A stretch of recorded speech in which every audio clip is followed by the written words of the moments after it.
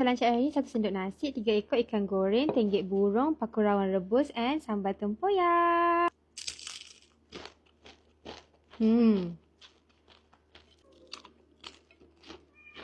Wrap guna tenggek burung.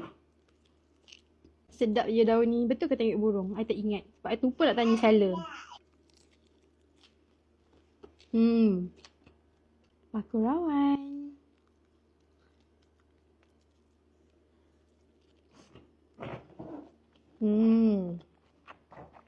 Nasi, paku rawon, ikan, sambal tempoyak.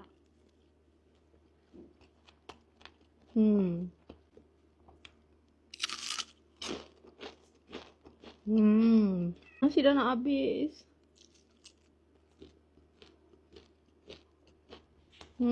Bola-bola kesedapan.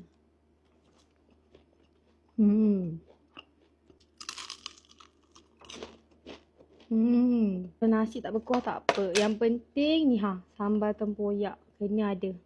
Makan sayur dengan sambal tempoyak pun. Ikan lagi.